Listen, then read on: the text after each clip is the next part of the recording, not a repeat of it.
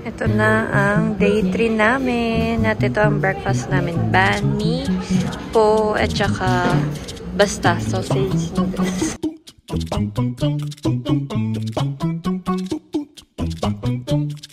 Umuulan na naman. Sana hindi na matuloy. Tingnan nyo mga Mars. Green light na.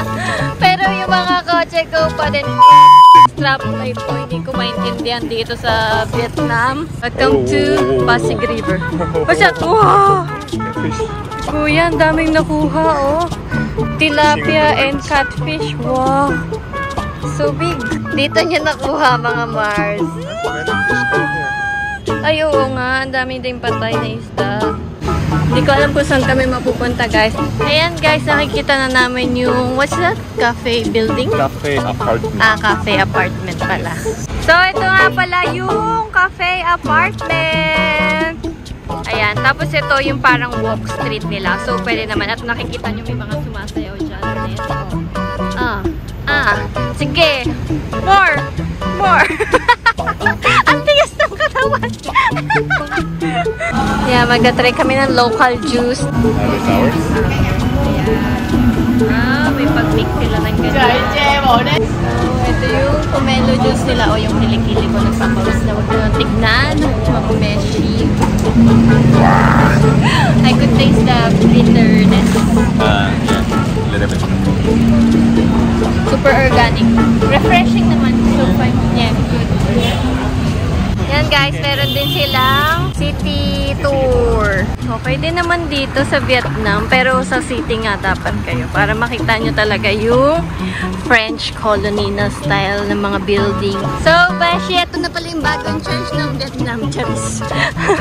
Saktong-sakto talaga yung pagpunta namin dito kasi nire-renovate tapos umuulan, no? Diba bangga-bangga? Pero ngayon maganda naman yung weather, pero tignan nyo yung church under renovation. So, let's go to the post office. Ayan po ang post office sa tapat.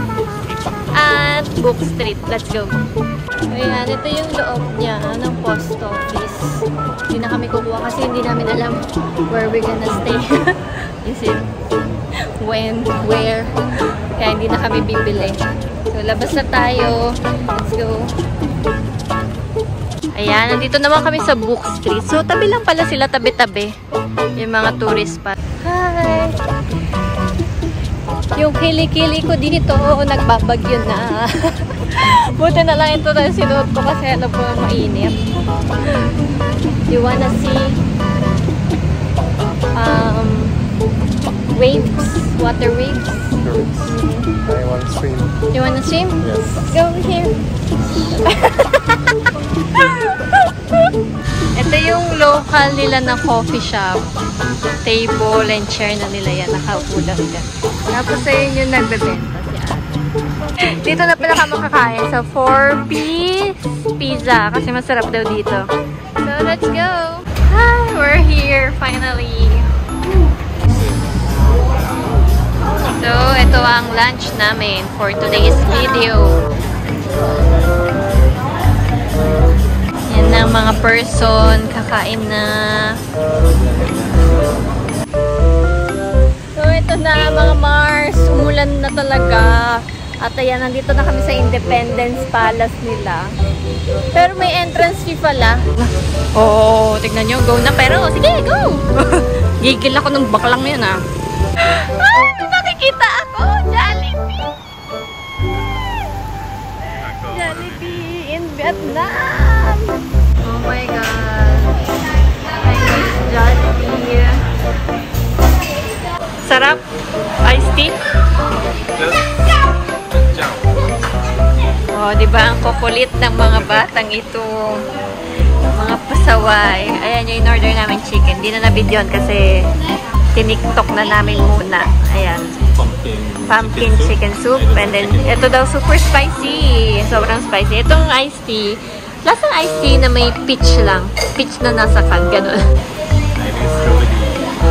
So I are here, even if it rains so hard in Vietnam. It's so far. Spaghetti. Yung spaghetti nila dito guys, hindi dry yung sauce. Tapos yung cheese nila is melted. Kaya medyo parang iba. Pero kalasa naman siya. Yun nga lang, parang iba yung feeling. Kasi ganito yung sauce sa kanila. Pero masarap, lasang Jollibee pa rin.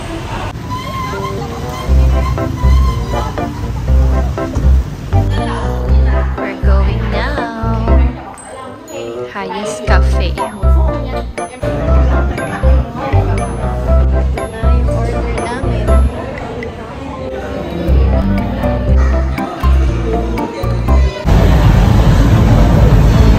Tingnan nyo naman kung paano ang daan dito sa Vietnam. Dire-diretso pati mga kotse. Mamamatay ka dito.